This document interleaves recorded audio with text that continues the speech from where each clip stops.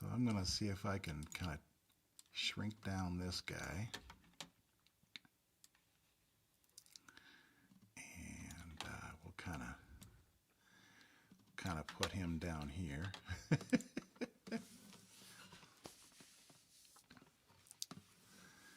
So this is good. This is good.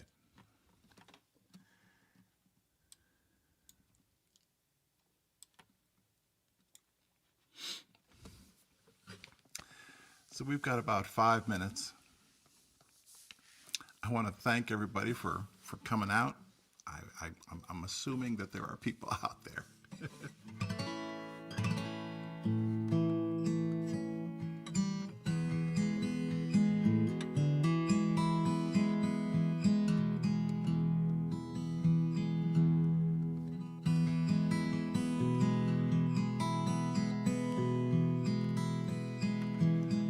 I'll start in earnest at about 1 minute after 6 o'clock, everybody.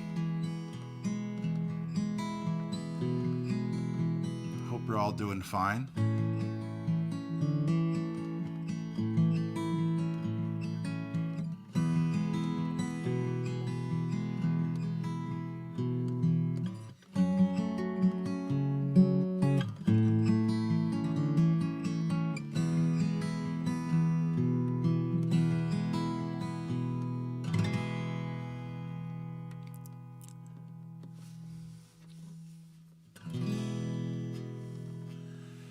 Came down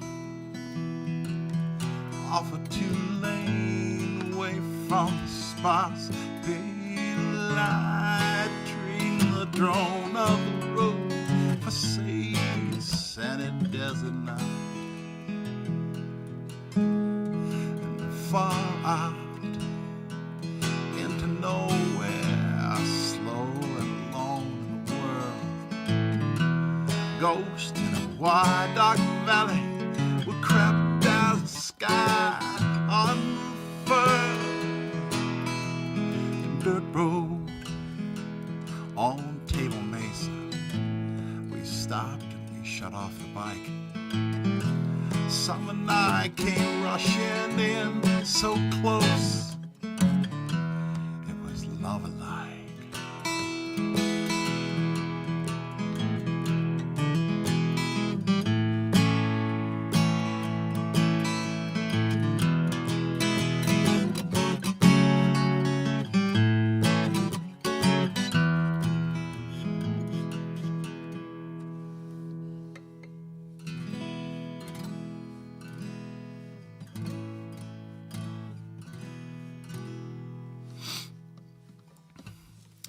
All right, we got about 3 more minutes, give or take.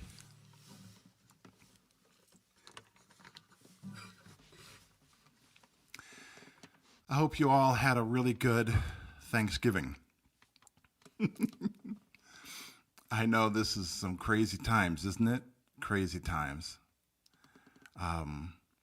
For many, many years, I can't believe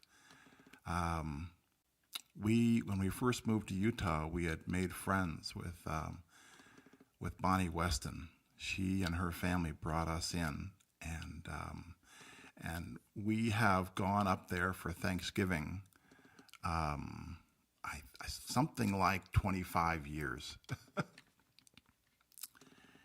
and oh man, I missed it. I missed it so much this year, going up and being with her family. Yeah, that was hard. I know that it's hard on everybody too. It really is. This is a hard thing we're doing. Yeah.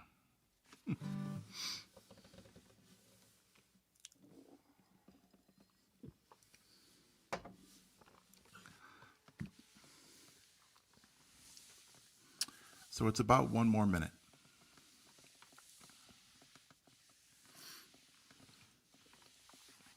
I had, for Thanksgiving, we had turkey and stuffing and mashed potatoes and gravy and all the rest of it. And I'd made 2 apple pies. And I'd made apple pies with the kind of crumble topping, you know. Oh, man, it was so good. So good at having leftovers. Apple pie in the morning with coffee, you know. Oh, is there anything better? And and I had begun thinking about that, and I was like, I am not sated yet. I need more apple pie. So today I actually made two more fresh apple pies, and they're sitting upstairs cooling right now. All right, so it's 6 o'clock. I'm going to wait one more minute. I'm going to wait one more minute here, and then we'll get this going.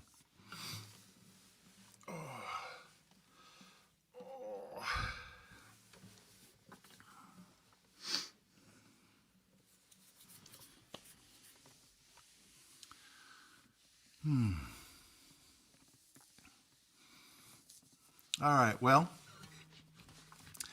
I dearly hope you can all hear me. I want to welcome you and thank you for joining me this evening. I'm going to do something that I haven't done before. I'm going to put storytelling first in this. And I think I have a pretty good one. I think I have kind of an epic one. And I was wondering how to start such a story. How does one start?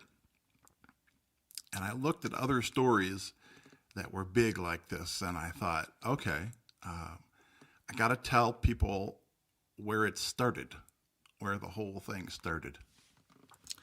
And I think the way that I'm going to do that is I'm going to start it with a song. So this first song is called "I Can Remember," and I'll talk a little bit about how that song got started and why it's appropriate.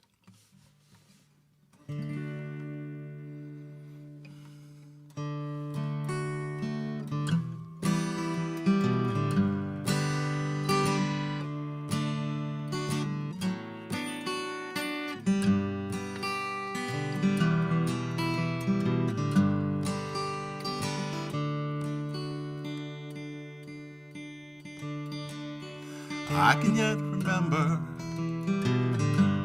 morning mist cradle hills. It's the chill of November that takes me there still,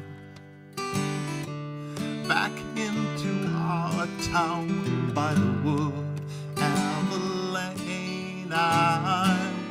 I'm trapped going round to those mornings again.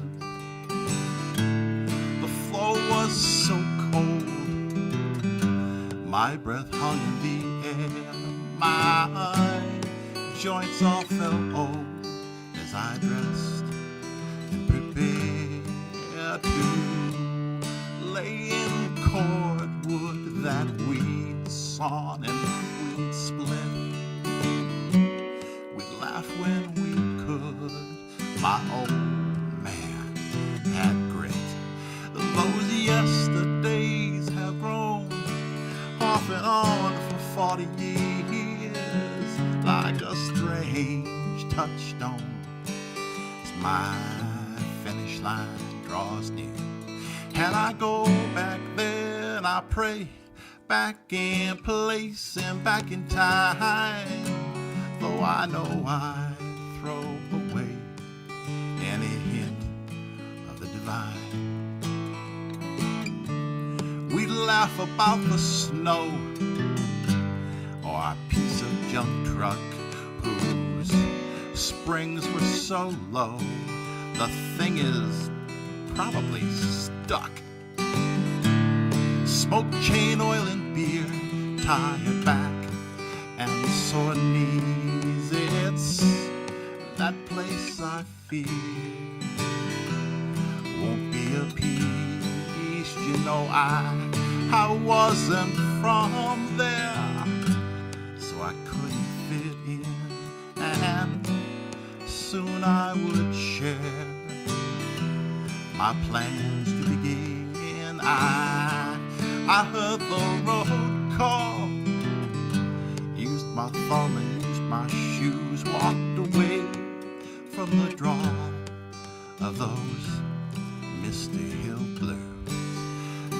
Yesterdays have grown off and on for 40 years, like a strange touchstone as my finish line draws near.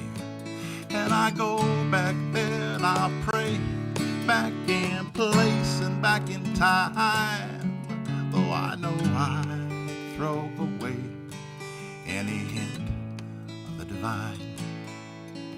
And largely I have won. I got a mortgage and I got a car. I got sprinklers and a lawn, and I can't say that I've been scarred, but there is no big escape. That place is never far away. I've traded that landscape for a city and its fray. Somehow the boy is never done. Some places digging deep. I know that I'm my captain, but sometimes have quite the reach. And I can yet remember morning mist cradle hills. It's the chill of November that takes me there still.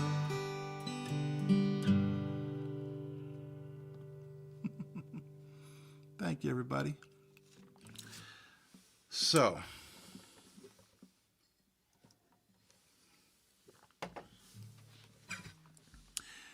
when I was 11 or 12, I moved to Appalachia from Detroit.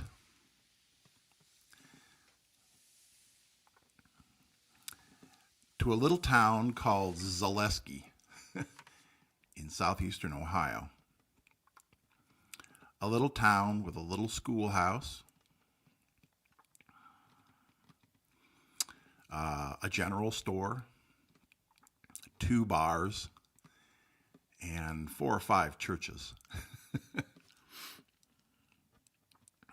I think about that town a lot. Anywho, that's where this story starts. And in 1982, I was 18 years old. And I had just finished the first year of college. I had gone away to college. And I had just finished rather ignobly my first year of college. And as the year was winding up, I needed something. I needed to get away. I needed some kind of adventure. I needed.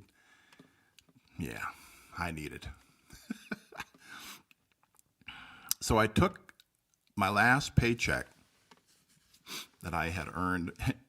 I was in a work-study program at college, and I had been washing dishes all year. And I came home and I bought a motorcycle from a young man there in Zaleski. His name was Rick. Thank you, Rick. And that motorcycle was a Honda CB350. And it was 1972, so it was 10 years old at the time. And it had been ridden hard and probably put away wet. And I borrowed what I'm pretty sure was $170. That number still sticks with me, but I think it's kind of lost to time. I don't know. I borrowed $170 from my dad. And let me tell you, that was a lot. Um, yeah, I'll just leave it at that. And on a beautiful sunny day in June, I am pretty sure it was the 12th, though it may have been the 13th. In 1982, I stood on the front lawn, and my mom and my dad were beside me, and they watched me get on this little motorcycle. And I had everything that a person could possibly want packed into a kind of big mess right behind me, bungeed 9 ways to 9 ways to whatever, and I was wearing pretty much every stitch of clothing you can imagine: long underwear, boots, jeans, a long sleeve T-shirt, a shirt on top of the long sleeve T-shirt, a jacket of sorts, which was flannel on the outside and quilted on the inside. And then I was wearing, as the coup de grace, some bright yellow plastic pants and bright yellow plastic rain jacket. And to top that off, I was wearing a black helmet, and I've never seen this before or seen it since, but the helmet had fine hair over the top of it. It was very mod. And it had like kind of like my hair now, except even even thinner. And I said goodbye to my parents, and I took off for Alaska. And the first thing that I did was ride out of southeastern Ohio, through all those twists and turns, and it was a beautiful sunny day. I remember passing by Lake Hope. I remember passing by the furnaces. And I remember going all the way out to Logan and then getting on the highway. And then things get oddly fuzzy, because when you're on, it was a 4-lane highway, 2 lanes in each direction. When I had gotten on the highway over and over, this is true, I kind of go within myself. It's this, I don't know exactly, but I tend not to be super aware of everything other than just staying safe. And of course, it was an unfaired motorcycle, no, nothing. So you're being battered by pretty much everything. I don't remember going around Columbus, Ohio. I do remember passing by Bowling Green. I don't remember going through Toledo, although I know that I did. And then I made my way up I-75 to Livonia, Michigan. That trip is about 270 miles, give or take. And my grandma and grandpa lived in a beautiful house in Livonia, Michigan.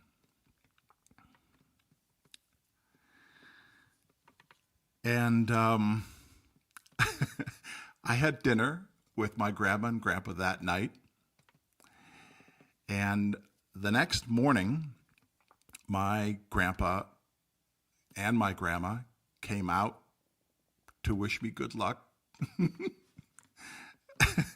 An 18-year-old kid on a itty-bitty motorcycle headed to Alaska. At least that's what I said I was going to do. I remember that my grandma gave me a paper bag with 4 sandwiches in it, leftovers from the night before. And I rode all the way up through Michigan, all the way up to the Mackinac Bridge. Now, for those of you who have not had the chance to go up to the Upper Peninsula of Michigan, first of all, you need to do it. It's really something. That bridge goes across a body of water that separates Lake Michigan from Lake Huron. And it is imposing. It is some kind of bridge.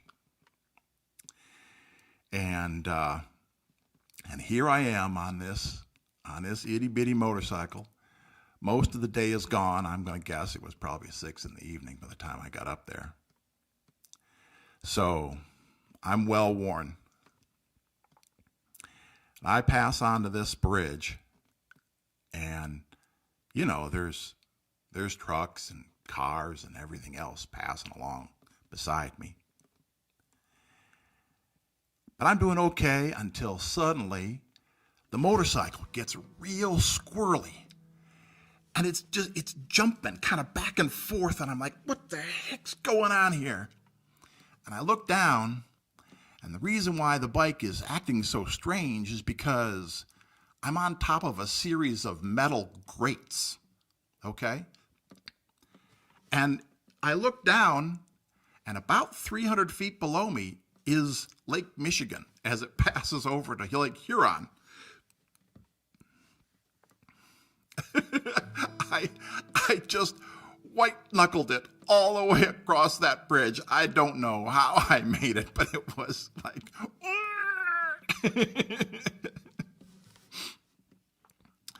I got over on the other side, and I noticed that there was a park down kind of to the side of the bridge. And I swiveled around and got into this park. And there was a vendor there selling pasties. So I bought a pasty, and I sat on a park bench, and I looked at the bridge. And the first wave of a series of I don't know, realizations about what I had done and was doing began to kind of creep up on me. Just a little bit, 18-year-olds are a little bit dense. I will admit this. So I packed up, and the first night I spent in I'm going to call it a campground. It was on the north side of Lake Michigan, about 30 miles, give or take, from the bridge. There was no one in the campground, even a little bit. It was completely empty. And I put up my tent, and that was the one and only time that I decided to make a fire. I made a fire, and I acted like I was really camping. I say that I acted like I was really camping. Yeah. And as I went to bed that night, I was thinking about the sandwiches that my grandma had packed me, because I had eaten the last one that night for dinner. And since then, I have thought a lot about what it took for my grandma and grandpa, and what it took for my mom and dad. I was 18 years old. My mom and dad were 46.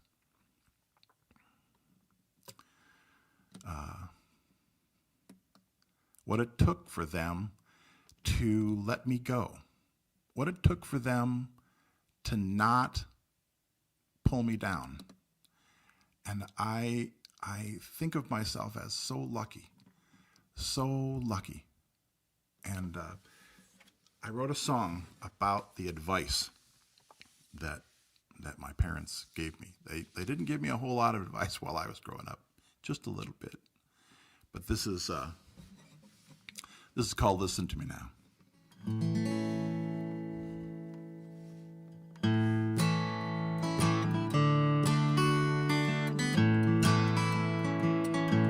My mama said, boy,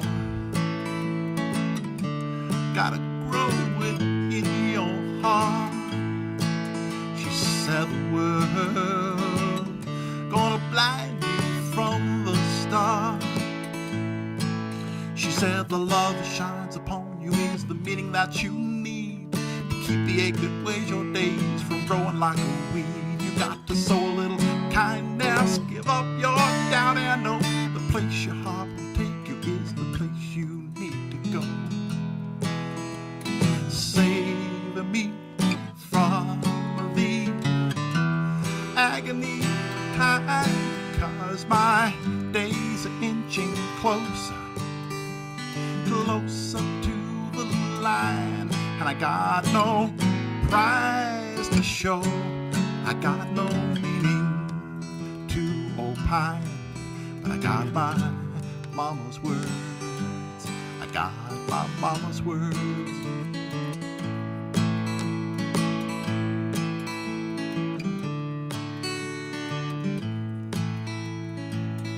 My daddy said, son, gotta face your fear and dread.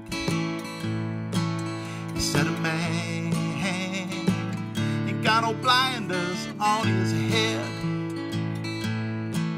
He said, no God will give you comfort, but your troubled heart can feel its way into the path of righteous men who don't conceal. The meaning of their lives is built like castles formed of stone, each truth a treasure, placed by measure, bought by blood and bone. Save me from the agony of time, 'cause my days are inching closer, closer to the line, and I got no prize to show. I got no meaning to opine, but I got my daddy's words. I got my daddy's words.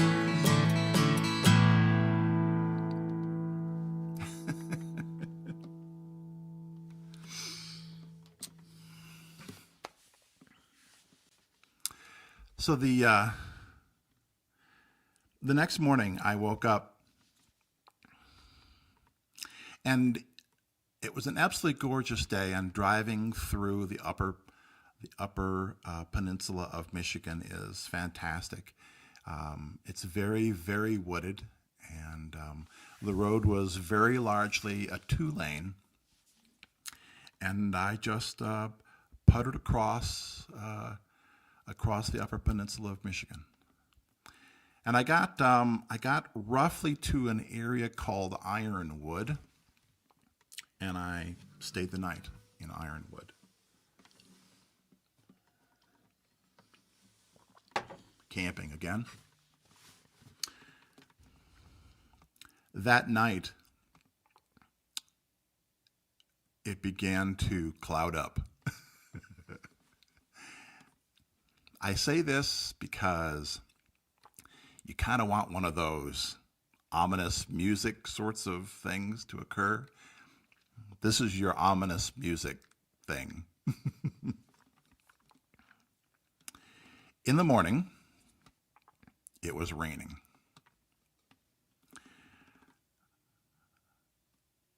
It was raining.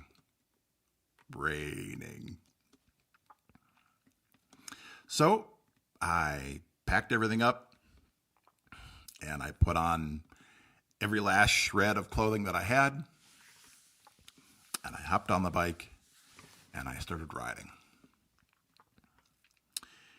In a couple hours, I had gotten to Duluth, Minnesota. It was raining so hard that I couldn't really see the town. The town was in a kind of foggy mist, rain, blah. And by the time I got to the town, my body and my muscles and everything had kind of shrunken down to this ball of, yeah, you're just riding.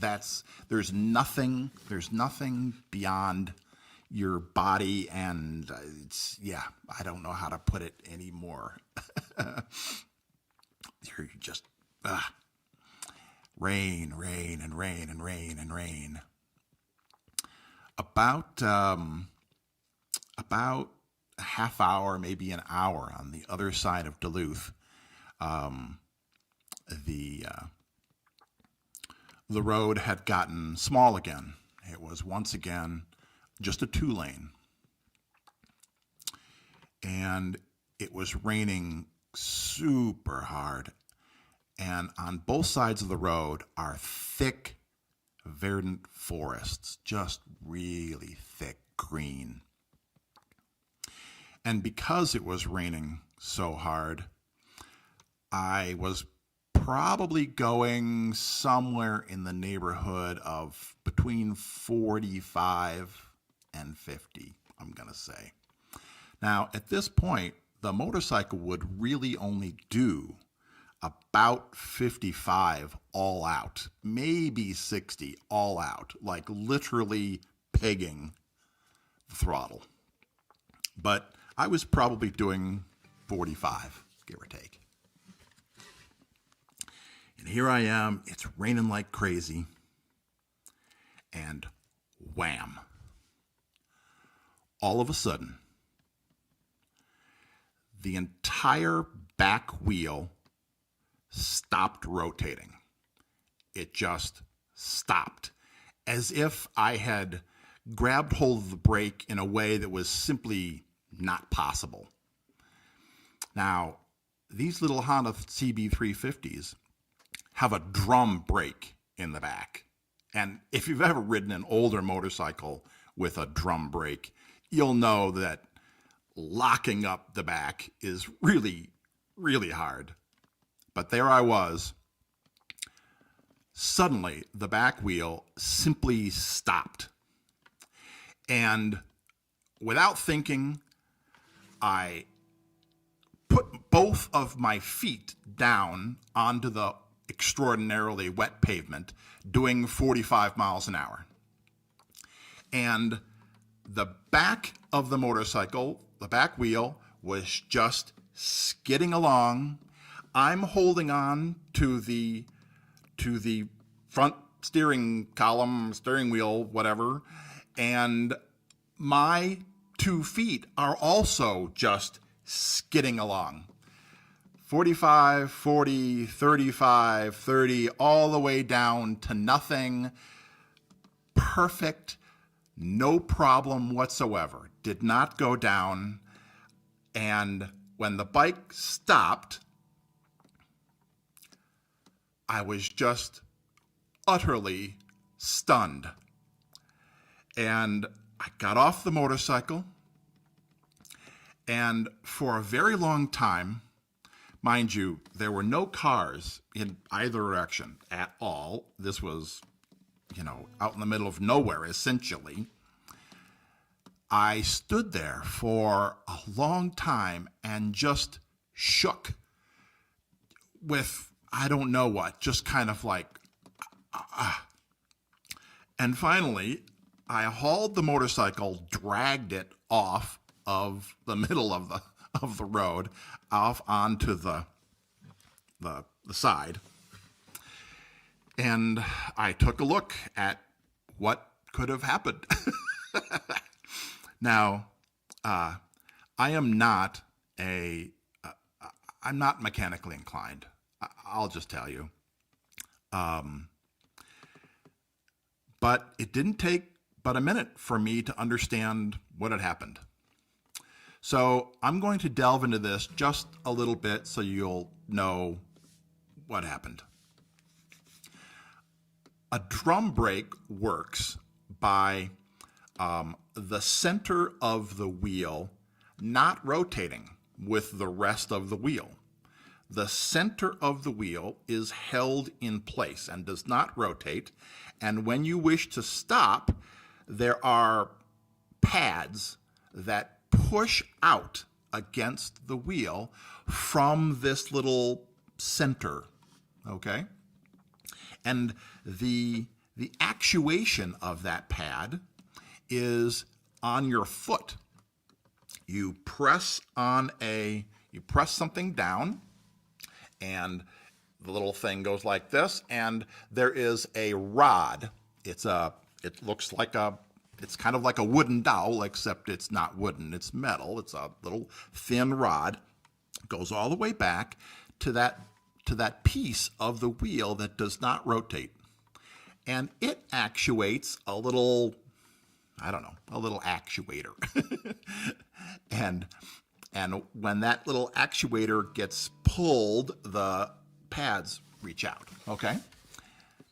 Well, on the Honda CB350 of the time, the mechanism that did not allow that center section to spin around with the wheel was nothing more than a piece of plate metal about yay long, I'm going to say an inch or maybe an inch and a half wide, and probably 1/8 of an inch thick, give or take, okay? And one side was affixed to the frame of the motorcycle, and the other side was affixed to a bolt on that piece that isn't supposed to spin around. Well, the nut for that bolt had come off, and that plate had shimmied its way off the bolt, and then suddenly, just in the time it took to say the entire supposedly non-spinning thing spun a half a rotation. And when it spun a half a rotation, it got a halfway around, and then it suddenly actuated that brake real hard. So I spun the thing back around, undid the little brake actuator rod, and then I was sitting there in the pouring rain, still pouring rain, thinking, oh, all right, I've got to find this nut. Now, this nut is big. It's about this big, and it has it looks like something that a king would wear, like a crown, that the top of it is serrated, sort of. And I thought, there's no way in hell I'm going to find this, but I've got to try. I mean, I've got to give it one shot, right? I walk back down this utterly raining road. Still, by the way, not a single car. This road, I walked probably, 30 yards, give or take. And there it is. This nut is just sitting in the road. I pick it up and I walk back and I assemble all the things that had failed, and I got back on the motorcycle and rode off.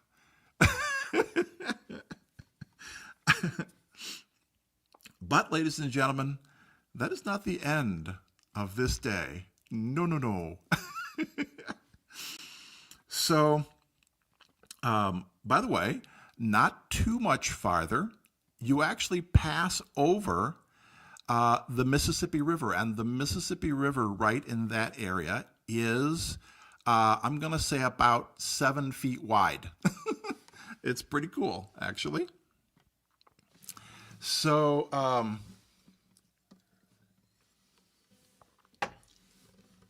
it rained, and it rained, and it rained.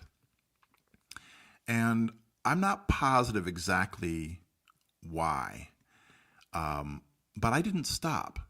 I didn't stop. I don't know whether it was because I couldn't find a campground. I don't know why I didn't stop, but I kept going all the way until it got dark. And as it got dark, I pulled into the town of Bemidji, Minnesota. I passed by a great big wooden sculpture, wooden wooden man. About I'm going to say he was probably about 25 or 30 feet tall. He is Paul Bunyan, and his big blue ox is standing beside of him. And I pulled into town, and it was still raining.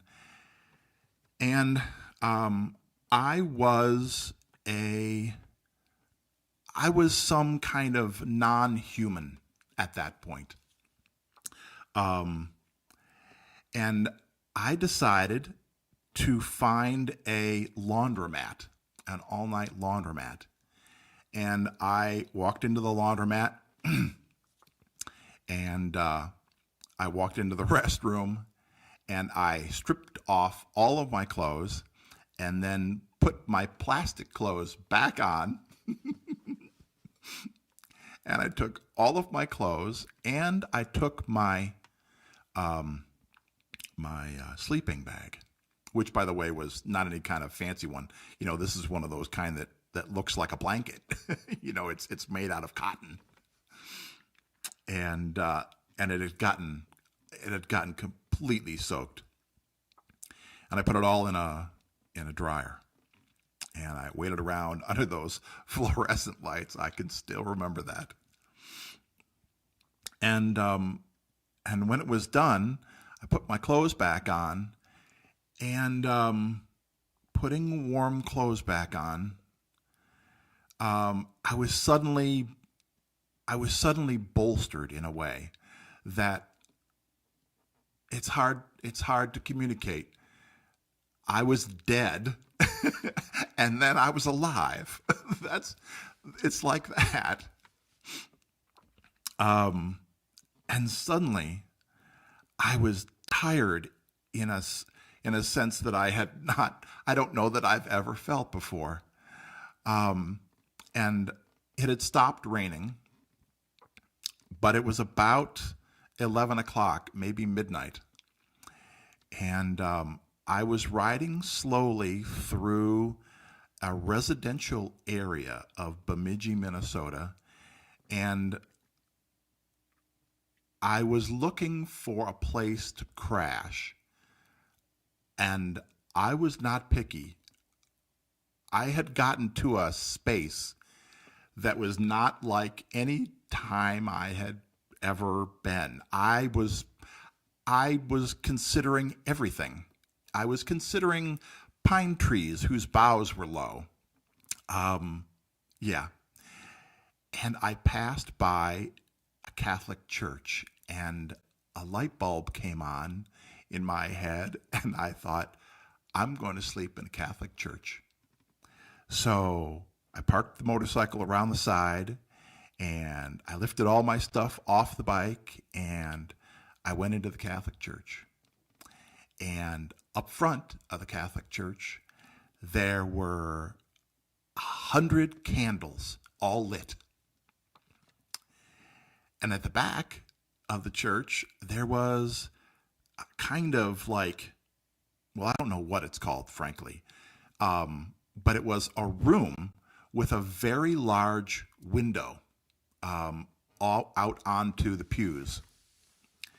And I thought, oh, this is the place. Oh, yeah, this is the place. And I laid down on the floor in this little room, and I went to sleep. Boom. I don't know exactly how long it was. I think it was really quite short, on the order of like an hour or maybe two. But someone came in and he looked at me and he turned on the lights and he said, you can't sleep here. So I hadn't taken off hardly any clothing. I had just decided to sleep in everything. So I grabbed up everything and I kind of ran out onto the motorcycle.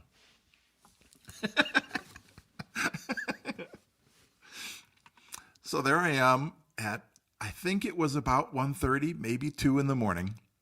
And I'm back on the motorcycle. Thank God it's not raining. And I drive out of town. And my spirits are really low until I run across a KOA. Now, mind you, I did not have money.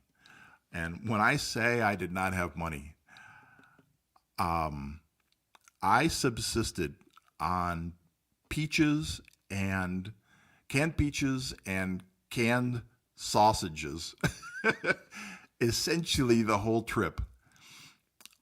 Every last penny I had went into the gas tank, everything. And so the requirement of paying at a KOA was a non-starter. But I thought, I can do this. I can go in secretively, okay? I can set up my tent in some little corner. No one will see me at 2 in the morning. And in the morning, KOAs have showers, and I will take a shower. That's what I will do.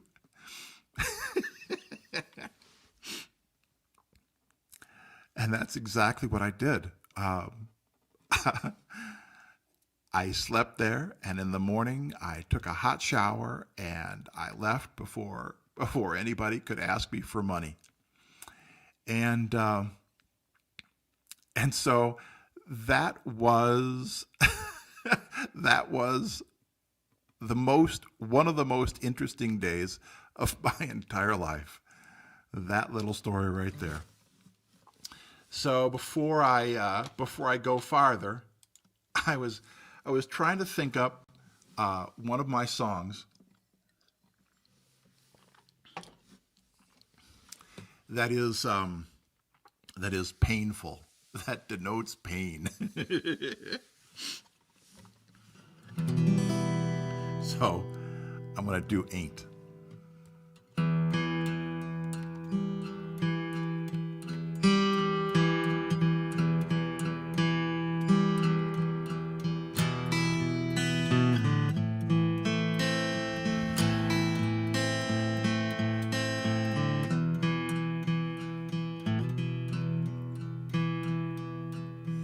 Ain't seen no doctor heal me, never was.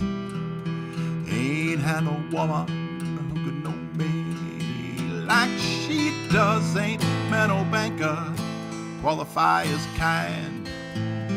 Ain't met no preacher sell me peace of mind.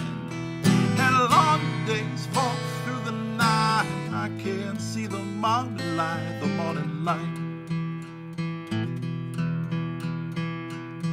So wash away all pain and woe. Ain't no problem where we gonna go. We gonna go.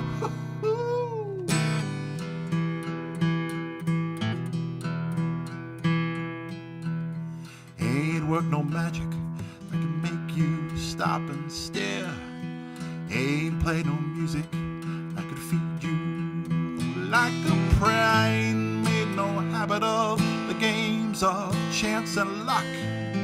Ain't wanted much more than his guitar and my truck. And long the days fall through the night, I can't see the morning light, the morning light. So wash away your pain and woe. Ain't no problem where we gonna go. We gonna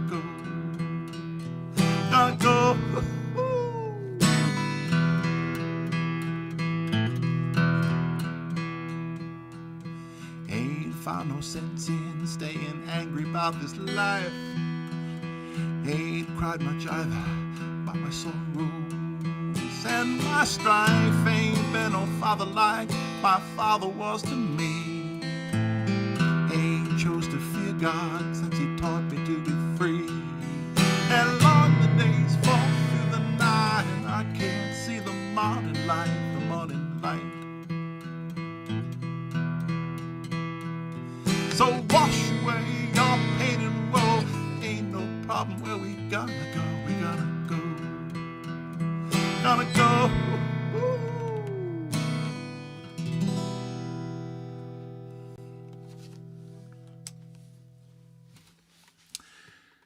So I lit up early in the morning, and pretty soon the beauty and the greenness of Minnesota kind of faded away. By the way, all the way since Mackinac, I had been on Route 2 up there, and right up almost against Canada, really. And the green kind of gave way to flat, and no trees. And it began to get windy. Oh, so windy that I was leaning on the motorcycle, sometimes at what I swear was a 30-degree angle from the side as the wind hit me. Oh, it was mean. But I just kept pushing and pushing. That night I stayed not too far from some kind of Indian reservation. I can't remember what the name of the Indian reservation was, but yeah. And then the next day I woke up. It was again an absolutely beautiful day, and I hopped down on the motorcycle, and once again, wind. Wind, terrible wind. I was headed down this highway, and the highway had gone from a 2-lane into a 4-lane, so 2 lanes in each direction. So I knew that I was getting close to some kind of a little town. And there I am riding, probably doing about 50 miles an hour, maybe, give or take. And blammo! My back tire gave out this time. The tire suddenly went flat on me, and the the back kind of hopped around a little bit, boing, boing, boing, boing, boing, a little bit. But I was fine. I got her slowed down, got it off to the side, and not more. I think that I had basically just. I think I had basically just gotten off the highway when a truck pulled up behind me, and a guy hopped out and he said, "You having any problems?" And I said, "Yeah, I just suffered a blowout."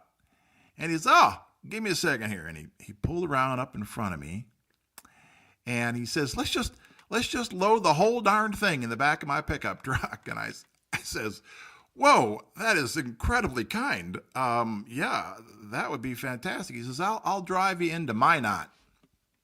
So, sure enough, he drives me into Minot.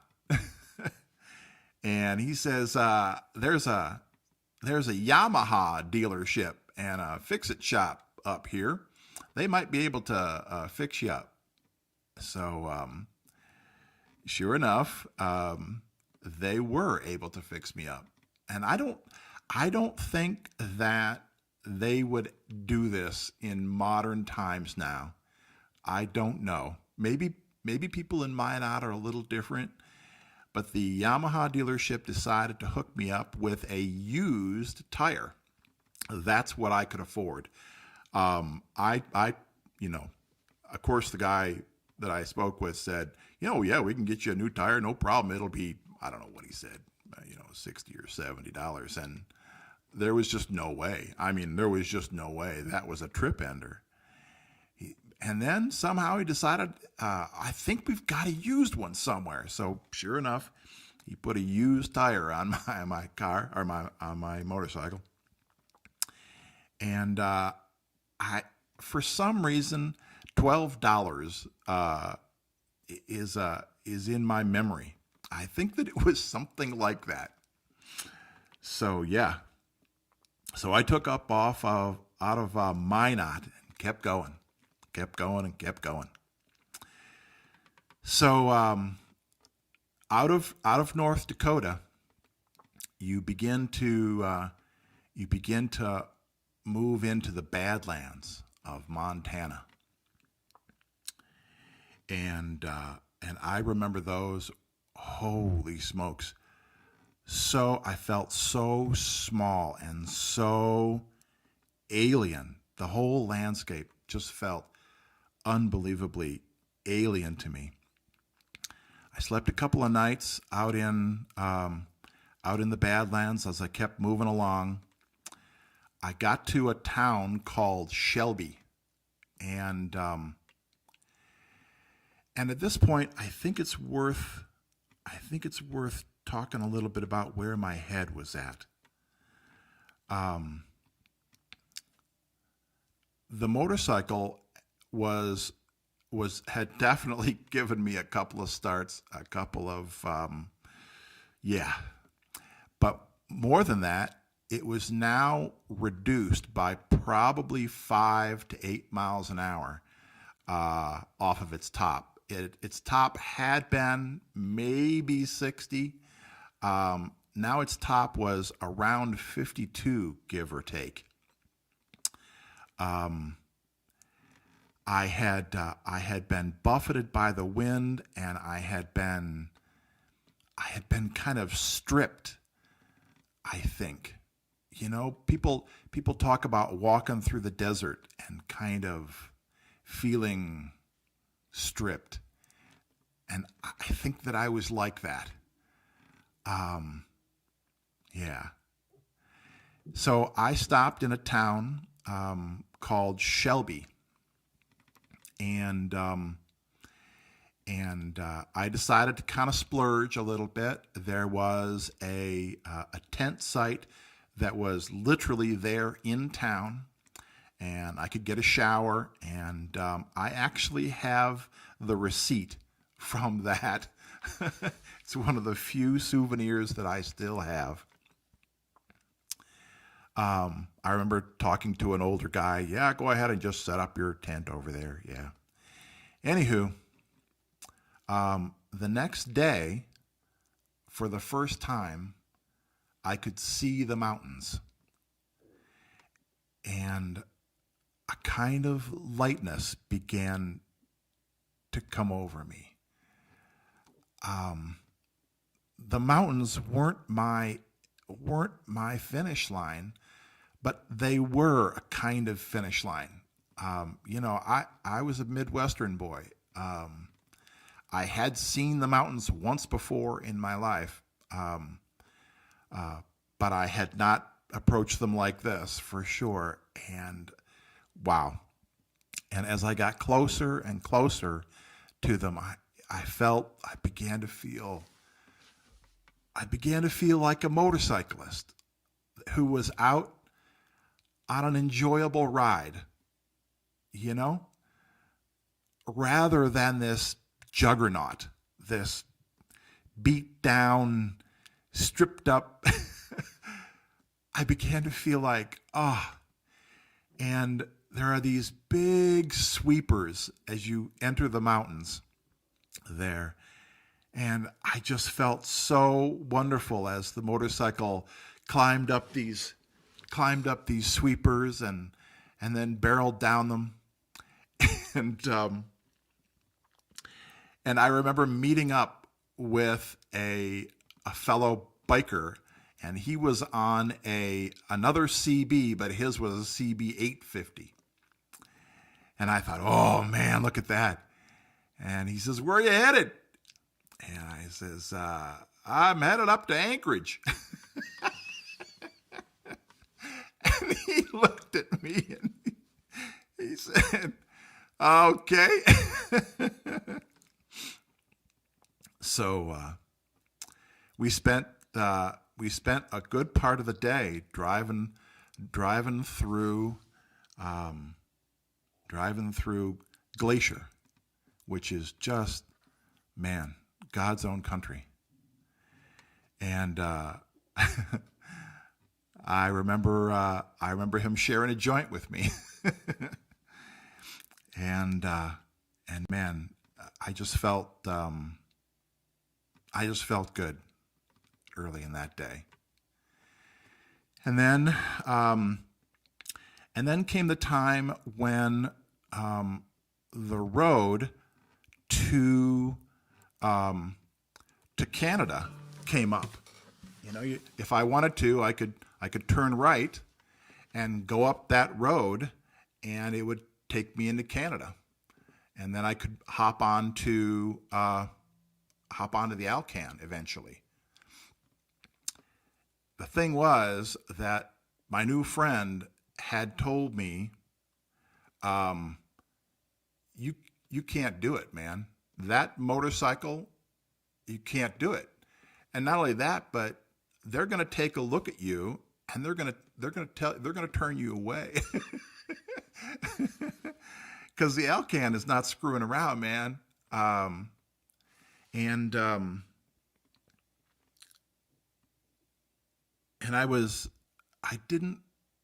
I processed it a little, but I thought, and I just kept going. I just kept on Route 2.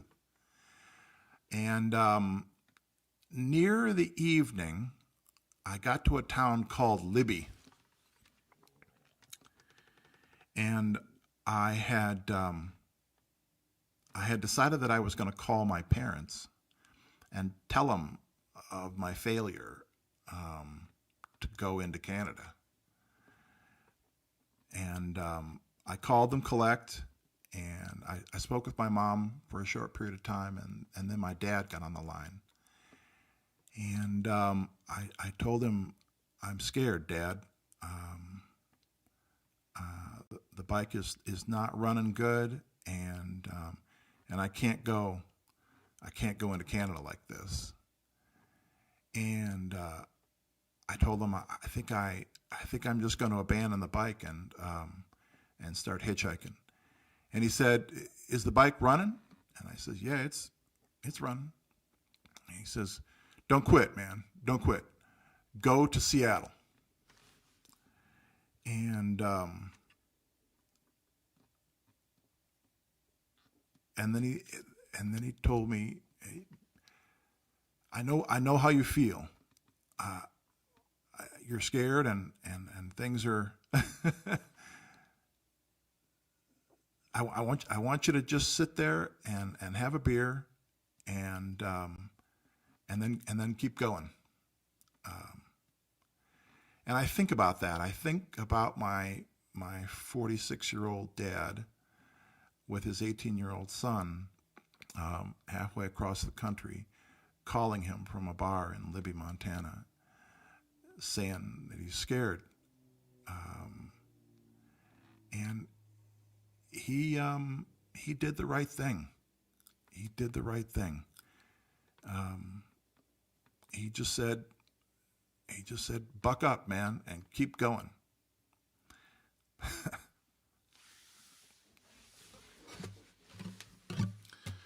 So that's what I did. I got back on the motorcycle, and it was a beautiful evening.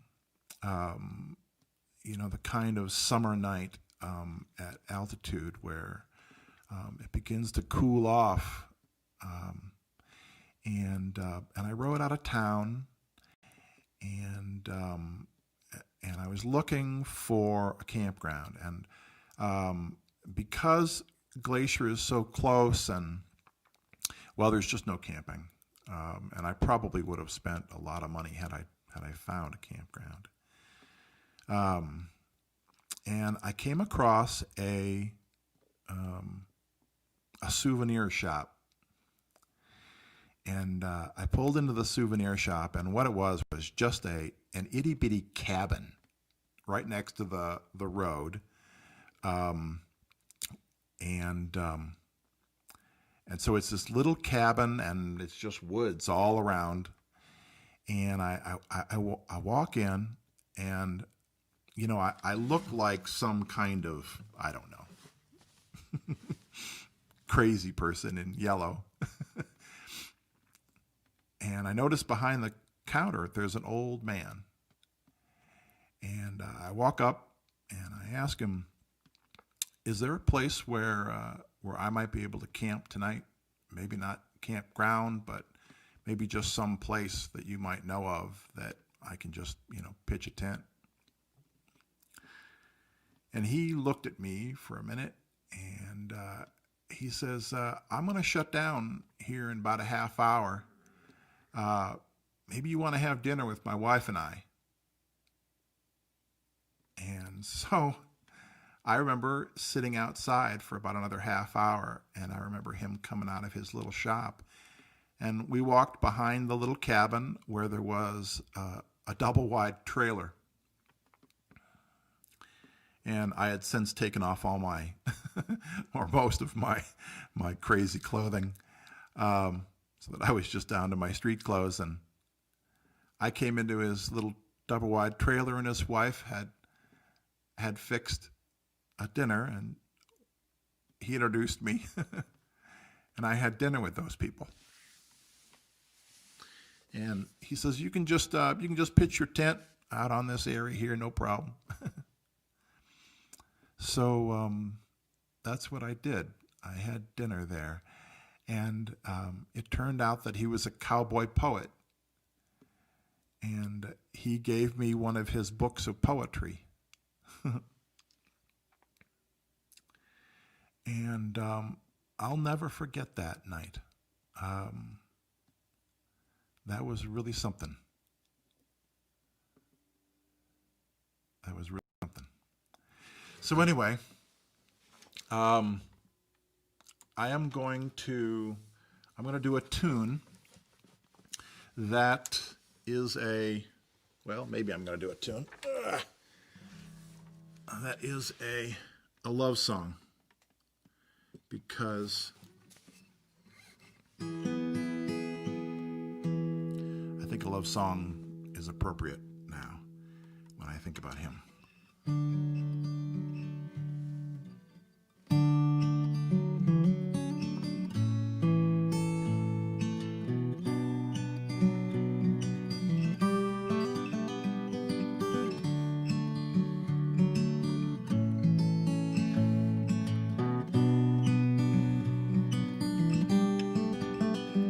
Do you have what you need? Are you safe in your own skin? You know there's nothing in the darkness they need to hear when the light pours in. You've been waiting for that sunshine, baby, dreading the coming rain. Listen to that thunder rolling around those clouds again. Let me lift your burden. Let me take the weight. I wanna hold you high above you now. Let you fly away, hey, way above these troubles blowing. Kisses from the sky. Now your pain forgotten and your worry put aside.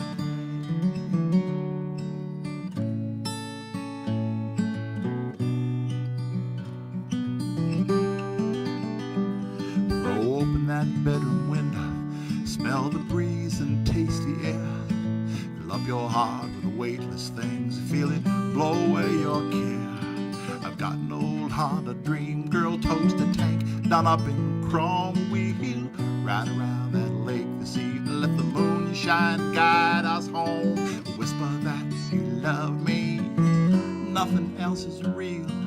Wrap your arms around me, baby, eyes closed to help you feel you are not alone here. Never will that be. Let me lift your burden and set your mind at ease.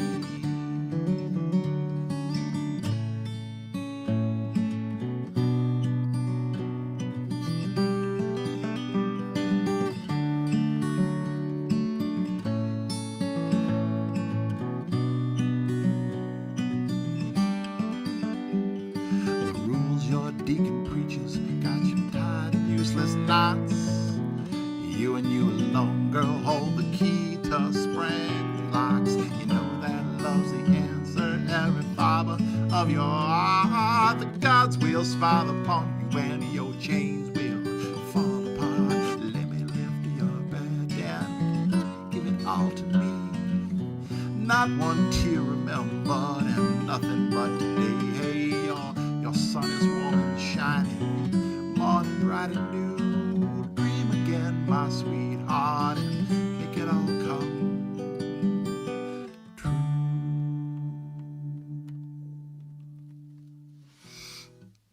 Thank you, everybody. So, there I am in just outside of Libby, Montana, and I had just experienced, I don't know, kindness on a real a real special level. And for all the rest of that day, I rode. Well, actually, for that whole day, I rode, and I rode like I had not ridden in a long time. I rode like I had a goal, and I did. I rode all the way from there to Seattle in one swell foop. 457 miles. Rode past Spokane, and I rode past Leavenworth.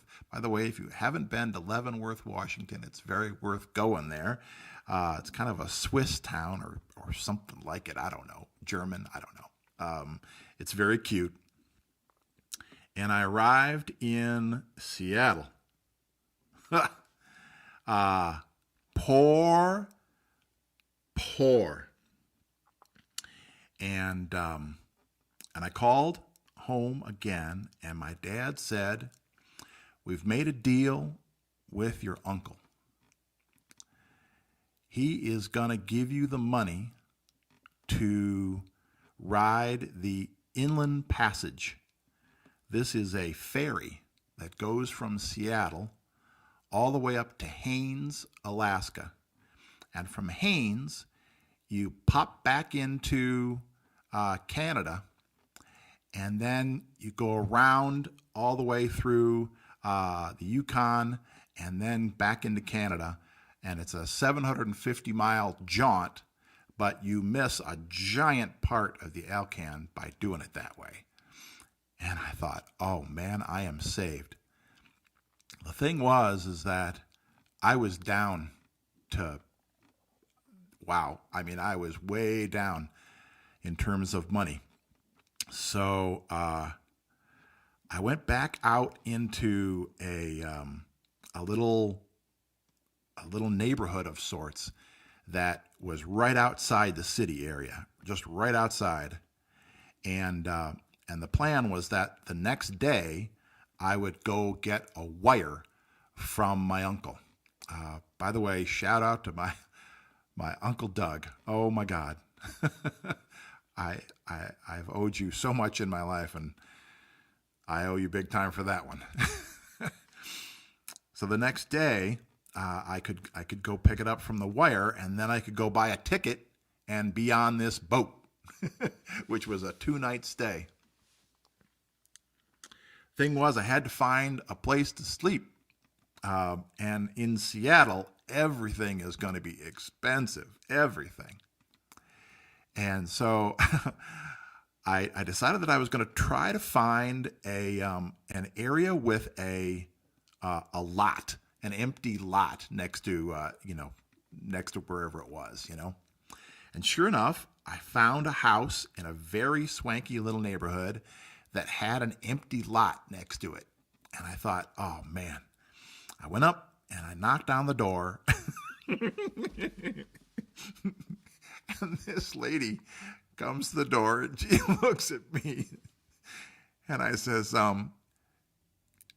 "Would you mind if I stayed the night in your empty lot here?" And she said, "No, you may not." So by this time, it is late. It is really, really late. And I had just ridden 457 miles plus into the city and kind of back out. So I was way tired. And I did something that I've never done. I was low, man. I slept underneath a bridge. I like some kind of troll. So yeah, and in the morning, I hooked up. I got hooked up, and I boarded the Inland Passage ferry, which was a 2-night passage. And the ferry is a very cool. It's a very cool thing. The ferry has a solarium on the top deck, which is to say it has an area that's covered with glass, and there are heaters attached to it, and they blast down warm air. And there were dozens, maybe hundreds of hitchhikers in this area, and they were all sleeping underneath this solarium. This was a thing. Apparently, the liner, the whatever it is, the people who created the line thought that this was an okay way to do this. Of course, on some parts of the deck, there were actual cabins, but there were dozens, maybe hundreds of people sleeping out. And that's what I did too. So I slept there. And then a couple of days later, I went into Haines. So before I continue, I'm going to do a song.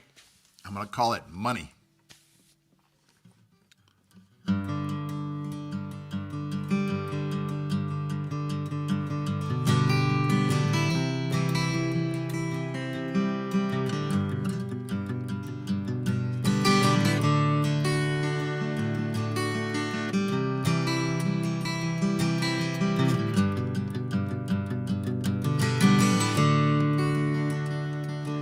Met a woman in California, blue eyes like I never seen. Said, I got no time for your horseshit rhymes. Got a Barstow job and a Malibu dream. You wanna feed my soul some truth, now all glossy like a magazine. Well, there's a meter on these baby blues, and now darling, put away those strings and get out your ring. Ain't saying my love's for sale now. Your groove is sweet, you're my jelly bean. Pickers for a dime a dozen. You ain't that fine and I ain't no teen. Nah, nah, nah, nah, nah.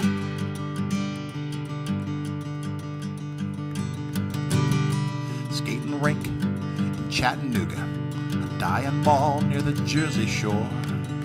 I see no fame, got no credit in my name. Got a half-assed amp and a truck that's done for a damn mic. Costs $100. The cable costs 40 more. I work a brain dead job for a boss who's a knob till they sold the whole thing and they sent it offshore. And I'll play for the UU churches. Hell, I'll play for a used bookstore. Just as happy singing Cohen's Hallelujah as the sound from the Civil War. Nah, nah, nah, nah, nah, nah.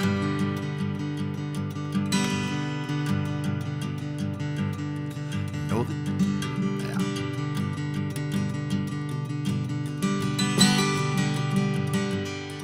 Know that money's no reason for being. Wisdom from the book of life. And money can't buy you a damn fool thing. Sweet as a memory you can make with your wife. You know the TV's gonna tell you different now. Gonna fill your belly full of lies. Can't be okay in your own damn way. What they're selling is greed and strife. I think I'm gonna tell my guitar, learn it how to play it real nice. Smoke a J and call it medication. Gotta find my own way to the light.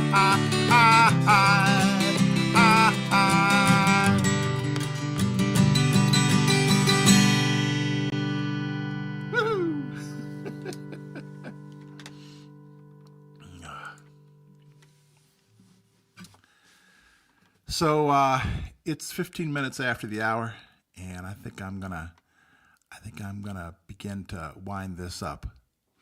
I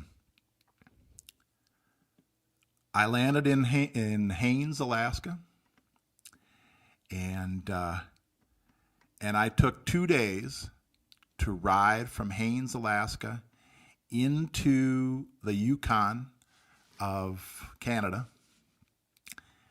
Some of the most beautiful terrain I've ever seen. That terrain haunts me still. My memories of it, impossible mountains rising up out of rivers that ran blue water, weird, strangely blue water, just gigantic vistas, absolutely incredible. And that last night, I was kind of in striking distance of Anchorage. The strange thing, of course, is that I had spent the last night on the boat during the solstice, and so now the sun it's set, but it's set for about 2 hours, and it never really got dark. And I ran into my cousin Tom in a parking lot on the end of June. And I think that's kind of the end of my story for right now. I had an amazing summer, and when that summer was over, I got smart. I took my last paycheck that I had made, and I bought an airline ticket, and I went back to college, and I did pretty good. And I guess that is the end of my story. Before I go, I'm going to do one more. It's a song that I just wrote, and I'm beginning to record.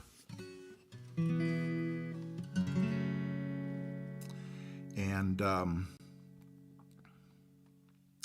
it's called "I Need the Road."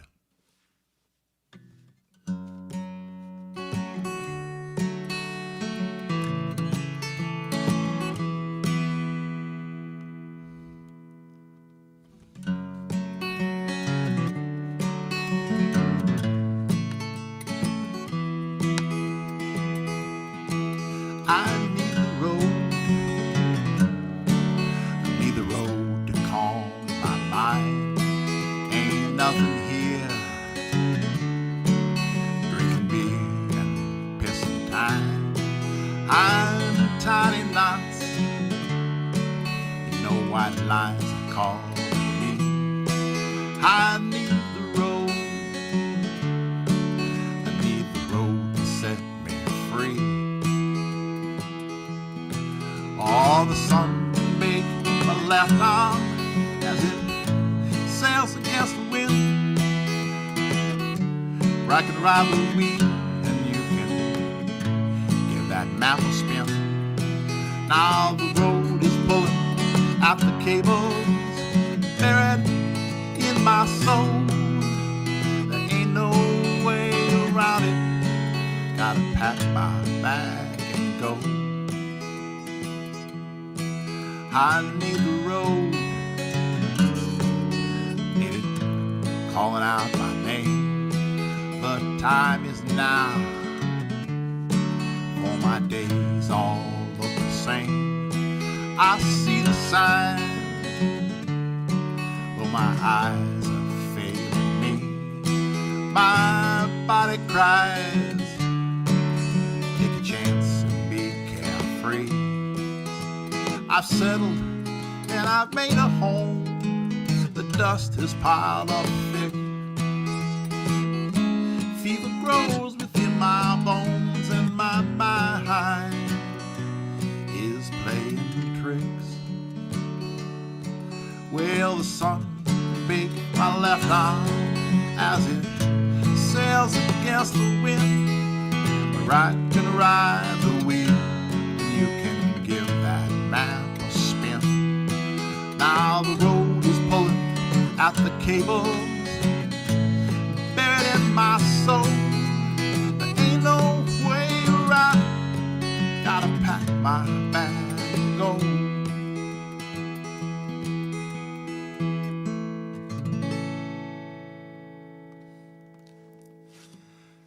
Thanks everybody for joining me tonight.